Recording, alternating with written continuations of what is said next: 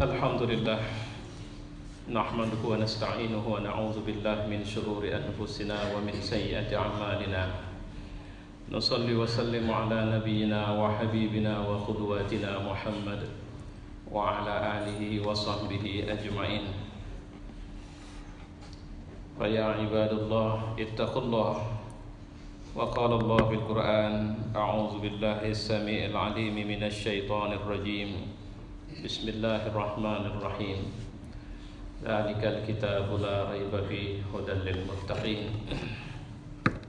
Wa summa qala Rasulullah sallallahu alaihi wasallam, inna asy-syamsa wal qamara ayatan min ayatillah la yankhasifani liyamuta limauti ahad wala lihayati.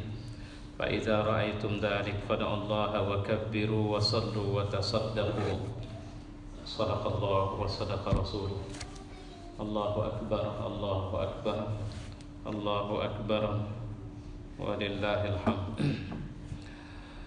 Jemaah yang mulia, alhamdulillah Allah memberi karunia kepada kita untuk tetap menjaga keimanan kita, dan salah satu bentuk penjagaan itu adalah merespon satu peristiwa yang luar biasa dengan mendatangi masjid, membesarkan Allah, berdoa kepada Allah, mohon ampun kepada Allah, karena ada pelajaran-pelajaran besar di seputar peristiwa yang hari ini menyebabkan kita datang ke masjid, yaitu peristiwa gerhana matahari.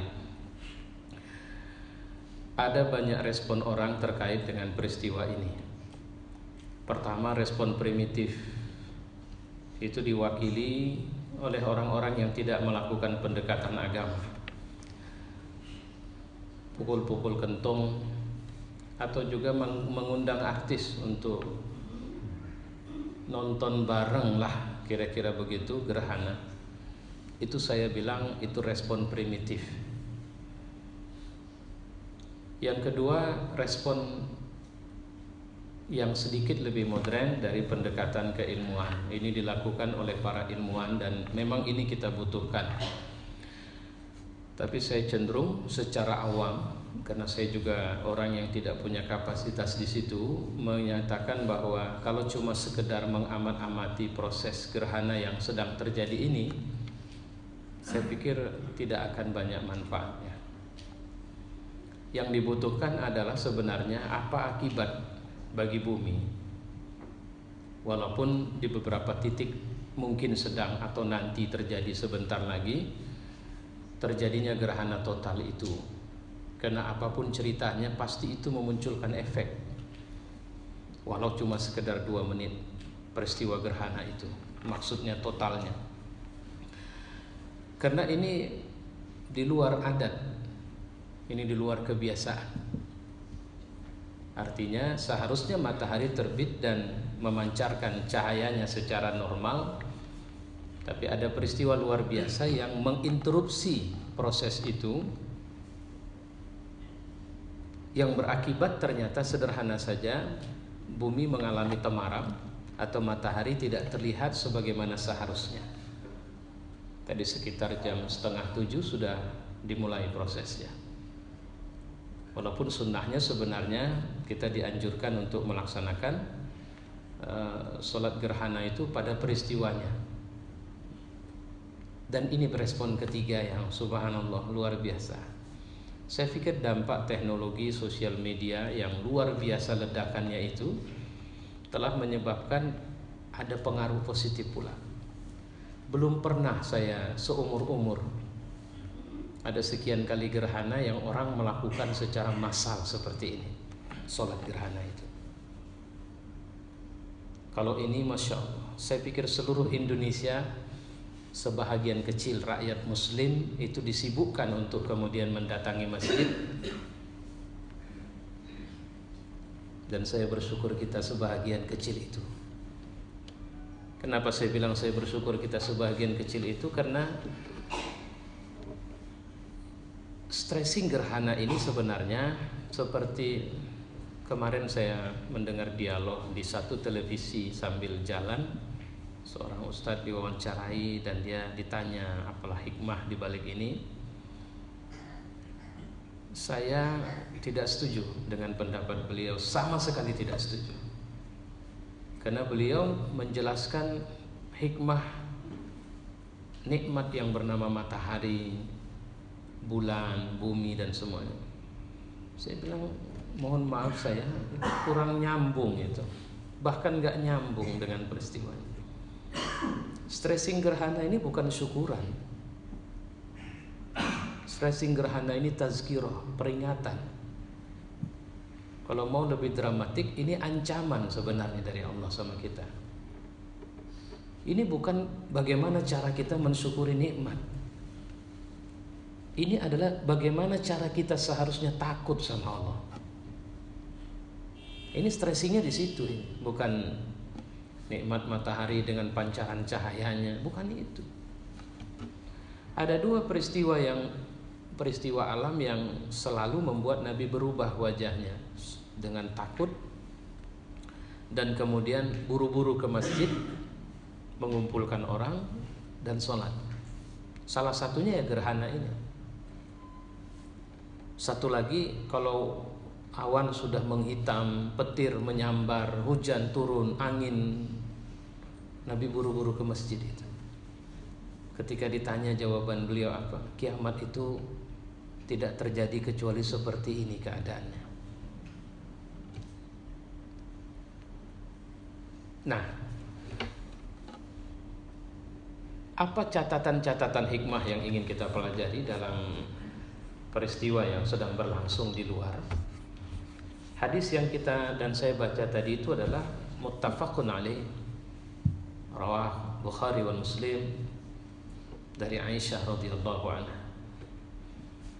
Pelajaran pertama yang patut kita perhatikan bahwa hadis ini memberikan peringatan untuk memperhatikan tanda-tanda kebesaran dan keagungan Allah. Bahwa semua di semesta raya ini, besar atau kecil, itu dalam kendali Allah. Ya. Baik yang diam, baik yang bergerak, itu urusan Allah itu. Kalau pakai bahasa bebasnya begini, kalian pikir hebat kali kalian? Nah, itu bahasa medannya lah itu. Matahari itu aku yang atur. Dalam ilmu kalian, dia akan terbit dan memancarkan sinarnya sepanjang hari. Aku bisa buat dia tidak memancarkan sinarnya hari ini. Tuh bulan tuh lihat, aku bisa geser dia pada posisi sejajar dengan matahari. Para ilmuwan bilang, oh itu memang karena terjadi perubahan ini. Siapa yang merubah? Siapa yang merubah rupanya? Ada kemampuan kalian bisa merubah itu semua? Apapun yang ada di semesta ini, itu aku yang atur. Jantung kalian, darah kalian, cara mememori atau menyimpan data dalam otak kalian, itu urusanku. Wa fi anfusikum afala tubsirun. Pada diri kalian itu kenapa kalian tidak melihat? Oh, sebenarnya sangat lemah kalian. Berkumpul semua presiden di seluruh dunia untuk mengatur, menahan matahari terbit, bisa. Hari ini aku buktikan aku yang bisa. Saya sedang mencoba mengilustrasikan itu. Suruh kumpul semua ilmuwan yang mengerti semua sistem astronomi itu. Suruh mereka membuat matahari beredar pada posisi tertentu. Siapa yang bisa? Tidak ada. Hari ini aku cuma kasih tahu sebentar saja sama kalian, bahwa matahari itu tunduk sama aku, bahwa bulan itu tunduk sama aku, bukan sama kalian. Kalian cuma bisa mengambil manfaat dari matahari itu dan bulan itu. Selebihnya tidak urusan kalian. Ini pelajaran pertamanya. Maka Allah mengingatkan kepada kita, Nabi SAW mengatakan, fakabbiru, besarkan Allah. Kau tidak lebih besar dari rumahmu, rumahmu tidak lebih besar. Ketika kita sebesar apapun sebuah rumah, ketika seorang naik, maka rumah itu kecil, bumi ini kecil, tata surya kita kecil, semesta, galaksi kita kecil. Yang maha besar itu cuma Allah.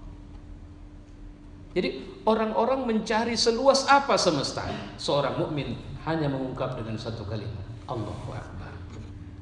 Allah yang besar. Inilah pendekatan yang tidak pernah atau jarang sekali kita hidupkan dalam diri kita ketika kita merespon sebuah peristiwa. Ini pelajaran pertama. Yang kedua, takutlah kepada Allah karena keagungan dan kebesarannya, karena seluruh makhluk tunduk di bawah kekuasaannya. Sangat mudah bagi dia untuk menimpakan azab kepada orang yang durhaka. Sangat mudah. Ini juga sekaligus berita gembira sama kita. Jangan takut, aku ada. Makanya orang beriman itu salah satu buah samaratul iman, la takhaf wa la tahzan, innallaha ma'ana. Jangan takut kalian. Kalau kalian ditimpa sakit, jangan fokus pada sakit kalian. Fokuslah sama aku, karena akulah penyembuhnya. Kalau ada hujan badai yang membuat kalian takut, ketahuilah bahwa hujan dan badai itu adalah makhlukku dan aku yang mengaturnya. Pergilah ke bibir pantai dan lihatlah bagaimana ombak menghantam pantai itu, tapi tidak berdaya untuk langsung menyerbu daratan. Tapi kalau Allah mau, maka ombak itu bisa berlari sampai berkilo-kilometer menghempaskan apa yang dia temukan di daratan. Kita kira bumi kita luar biasa, rumah kita kokoh sekali. Tapi kalau Allah berikan gempa, ternyata kekuatan yang kita miliki sangat lemah. Pelajaran gerhana ini sebenarnya, kalau aku tahan dia satu harian ini, apa yang akan terjadi sama bumi? Aku tidak kasih matahari. Dan apa kalian, mohon maaf, ini saya sedang berilustrasi ini. Saya mohon ampun dan maha suci Allah dari semua kalimat yang saya sampaikan. Ya. Kalau kemudian setelah peristiwa gerhana ini ternyata matahari tidak terbit dan dia tenggelam terus, dan kemudian dia berubah dari barat terbitnya, apa mau kalian? Apa bisa kalian? Aku yang atur. Nah, kira-kira begitu. Jadi stressingnya ini adalah stressing. Coba bayangkan ketika kiamat matahari sudah dilepas Allah dari seperti yang kita kenal ini, maka dalam tempo hanya beberapa detik terjadi silih berganti gerhana. Gerhana, terbit, panas, kemudian mendekat ke bumi, membakar dan seterusnya. Itu pelajaran yang diingatkan. Makanya Rasulullah itu kalau datang gerhana dia langsung melaksanakan. Dia pergi ke masjid dan dia sholat. Dan sholatnya lama. Kalau kita tadi kurang lama itu. Kita baru belajar sebenarnya. Semoga ya jangan berharap ada gerhana lagi lah. Karena kalau bicara dari hadis yang lain, gerhana itu nanti kita temukan itu adalah respon semesta terhadap maksiat penduduk bumi. Saya membahasakan dengan bahasa saya karena ada satu kalimat di hadis lain, minta ampunlah kalian kepada Allah. Kenapa harus minta ampun? Pasti kena ada dosa, ada maksiat yang semakin menumpuk di tengah kita. Jadi sebenarnya Allah tengah mengatur ulang atau mencoba men-setup proses peredaran bumi, matahari, bulan untuk ngingatin, aku ada ya. Jangan asal-asal kalian hidup di muka bumi ya. Begitu. Itu yang sedang dibangunkan kepada kita. Kemudian bantahan terhadap orang yang bersikap melampaui batas. Gak ada hubungan gerhana ini dengan orang mati sama orang hidup. Jangan hubung-hubungkan. Jangan hubungkan bahwa ketika si Anu meninggal maka terjadi peristiwa ini, ya Allah, tanda Allah ridho sama dia. Loh, kenapa pula Anda yang lebih tahu untuk mengetahui tanda itu? Itu urusan Allah. Nabi bilang pada sahabat, Ibrahim meninggal, itu waktu itu anak beliau kan meninggal, terjadi gerhana. Ibrahim itu anak dari Mariyatul Kibtiyah, meninggal dalam usia balita sekitar 2 tahunan. Ini gak ada urusan dengan Ibrahim wafat, kata Nabi. Karena sahabat heboh. Jadi respon primitif itu yang saya bilang dengan istilah respon primitif itu. Ya. Respon primitif para sahabat waktu itu muncul, ini karena Ibrahim meninggal ini. Bumi berduka. Nabi ingatkan, tidak ada hubungan. Malah Nabi ingatkan kepada mereka 4 hal itu. Ya. Apa yang 4 hal tadi itu? Nabi ingatkan kepada mereka untuk fada'allaha wa kabbiru wa sallu wa tasaddaqu. Ini kalau kita pelajari dalam pendekatan munasabah pada hadis-hadis yang lain, terasa sekali bahwa sebenarnya perintah ini betul-betul ini ada ancaman. Kalau mau keluar kalian dari ancaman, ini cara keluarnya. Jadi 4 perintah itu sebenarnya berhubungan dengan keluar dari kesulitan. Jadi bukan bicara senang-senang itu. Pada Allah itu artinya apa? Enggak ada. Kalian enggak usah fokus pada mataharinya, enggak usah fokus pada bulannya, enggak usah fokus pada bumi kalian. Serulah Allah sekarang, karena Dia yang punya itu. Kalian enggak akan bisa, kalau Dia sudah mau buat sesuatu, kalian tidak bisa menghadangnya. Ini yang pelajaran ketiga. Keempat, sekaligus juga bantahan sama orang yang menyembah matahari dan bulan. Bisa apa matahari kalian itu rupanya? Bisa apa bulan kalian? Tahu nggak kenapa dia terjadi seperti itu? Kalau selama ini kalian mengarahkan tangan kalian memuja matahari, memuja bulan karena dia terbit pada malam hari, dia seperti ini menurut pengetahuan kalian, hari ini dia keluar dari adat kebiasaan. Tahu kalian bahwa dia bukan Tuhan. Sekaligus ini membantah para penyembah matahari dan bulan itu. Jangan syarikatkan Allah dengan yang lain. Disunnahkan sama kita untuk memperbanyak doa, zikir, istighfar. Masya Allah. Istighfar ini banyak cara. Ada seorang yang payah melahirkan, payah hamil, disuruh banyak-banyak istighfar. Kenapa? Istighfar ini pertama respon terhadap dosa. Kedua, ketidakberdayaan kita juga. Minta ampun sama Allah. Mungkin kau merasa hebat selama ini, mungkin kau merasa luar biasa. Nah hari ini kau lihat bahwa Allah yang lebih berdaya. Minta ampun kau.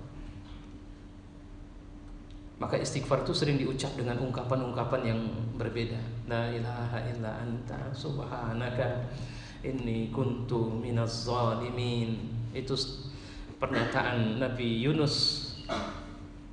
Jadi Allah tidak kasih pelajaran hanya kepada orang biasa. Nabi saja pun Allah, kalau memang dia keluar dari mengikut ketentuan syariat, maka Allah kasih peringatan sama dia.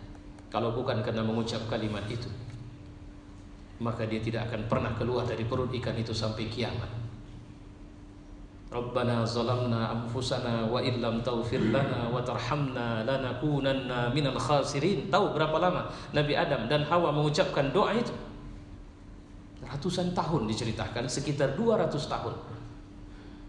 Allah diam saja. Coba bayangkan saat Allah marah, ihbitu minha jami'an. Keluar kalian. Siapa yang disuruh keluar? Adam, Hawa, Iblis. Setelah keluar, Rabbana zalamna, wahai Tuhan, kami telah berbuat zalim, anfusana, diri kami. Wa illam taghfir lana, kalau kau tidak ampunkan kami, lanakunanna minal khasirin, rugilah kami ya Allah. Mereka tak berani angkat muka, mereka tidak berani mengangkat wajah mereka, mereka menangis terus.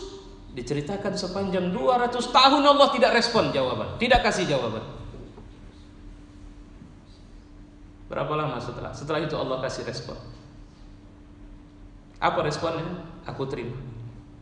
Ya Allah, nggak kebayang saya kita buat salah kemudian Allah tidak respon kita. Sebenarnya tidak respon itu Allah ingin lihat seberapa sungguh kita butuh sama Allah. Ada kita sudah bilang astaghfirullah, astaghfirullah, astaghfirullah.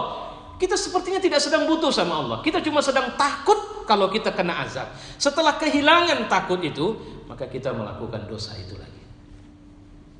Allah tidak butuh yang seperti ini. Ini yang harus kita pahami ini. Jadi peristiwa ini ke arahnya ke situ. Isyarat untuk selalu bersandar kepada Allah dalam menghadapi hal-hal yang menakutkan. Naik pesawat, kena badai, turbulensi, jangan panik. Badai itu milik Allah, petir itu milik Allah, ruang hampa itu milik Allah. Bersandarlah kepadanya. Apa yang akan kita lakukan? Dalam tempo sebentar, kalangan ilmuwan sudah mengatakan akan ada asteroid yang akan melampaui atau melintasi kawasan kita sekitar, saya khilaf, 1000 atau 30.000 atau berapa kilometer dari kita. Apa kekuatan kita? Terus mereka bilang, jangan takut, aman. Dia cuma bisa bilang aman karena dia melihat secara ilmiah lintasannya seperti itu. Tapi kalau Allah merubah lintasan itu, apa yang akan terjadi? Maka jangan pernah merasa aman dari marah Allah. Jangan pernah merasa aman dari murka Allah. Karena orang yang merasa aman dari murka Allah itu adalah orang yang rugi sebenarnya. Selanjutnya,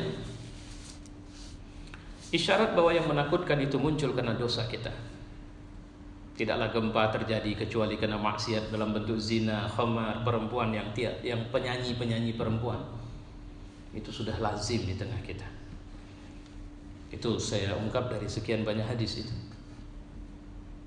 Makanya Umar kalau ada gempa dia ingatkan, minta ampun kalian sama Allah. Mohon taubat. Jadi bukan persoalan, oh ini terjadi pergeseran ini dan sebagainya. Bumi ini merespon. Pak Ustaz, saya sakit, mohon doakan saya. Ini airnya. Saya baca doa, saya hembuskan ke air. Pertanyaannya, kenapa saya harus hembuskan? Kenapa? Jawabannya sederhana. Karena air itu merespon bacaan ini. Dan dia merespon dengan bahasanya, bukan bahasa kita. Ali bin Abi Thalib sakit, Nabi mendoakan dan meletakkan ludahnya ke mata Ali bin Abi Thalib, sembuh matanya. Mau ludah, mau apapun, tapi Nabi mengambil sampai ludahnya. Saya mengatakan karena tubuh Nabi itu berkah. Bersinggungan saja dengan tubuhnya sudah menyebabkan kita terhindar dari api Allah. Maka sahabat tidak sedikit yang berburu untuk bersinggungan dengan tubuh Nabi SAW. Ya, itu harganya luar biasa itu. Ya. Nah, persoalannya sekarang ketika ada orang melakukan maksiat, apa yang akan terjadi? Lihatlah bumi. Zaharal fasadu fil barri wal bahri bima kasabat aydin nas. Al fasad fil barri wal bahri bima kasabat aydin nas. Itu tingkah kalian. Jadi apa yang terjadi? Karena kita. Maka ini pelajaran.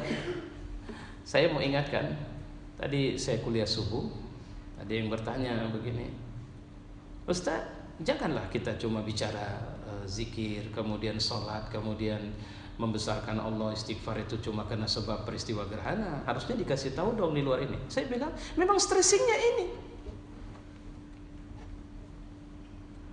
Jangan bawa-bawa ini karena peristiwa ini Ustaz, tahun sekian, 2040 sekian akan terjadi lagi gerhana karena ini dia. Saya bilang, Pak, kiamat tidak terjadi kecuali manusia tidak lagi ngomong Allah. Mulut tidak mau lagi bilang Allah. Kenapa? Nonsense, tidak perlu, unused, nggak guna. Kenapa? Semua yang dulu kita bilang kerja Allah sudah bisa kita kerjakan. Ngapain lagi kita sebut Allah? Datang kiamat di situasi seperti itu. Artinya kiamat kalau tidak terjadi kecuali secara teknologi manusia mengira tidak akan terjadi kiamat lagi. Mereka sudah atasi. Pokoknya sudah kita siapkan semua. Kalau bumi hancur kita ke Mars. Kalau semesta hancur kita sudah punya skoci untuk terbang keluar semesta. Jadi tidak perlu Tuhan lagi. Baktatan. Makanya tazkirah itu tidak datang lama. Gerhana total berapa lama? 2 menit kabarnya. Terus gempa berapa lama sering ada gempa? 5 menit. Pernah saya dengar sekitar 7 menit. Allah tidak kasih lama-lama. Itu sekedar tazkirah, aku ada. Jadi kalau terus itu sama dengan aku ngancurin kalian. Ini aku ngasih tahu aku masih ada. Longsoran berapa detik kejadiannya? Air bandang berapa lama kejadiannya? Tapi efeknya, tsunami yang menghantam Aceh 250.000 orang tewas 5 tahun. 5 tahun maksud saya, orang-orang yang sama dengan angka yang sama tewas dalam perang Suriah. Allah bisa hancurkan hanya dalam berapa menit saja di Aceh. Tapi pertanyaannya, sebenarnya tsunami itu efek dari gempanya. Gempanya sebentar, tapi akibatnya kalau kita tidak minta ampun sama Allah. Itu yang diingatkan sama kita. Fa'tabiru ya ulil absar.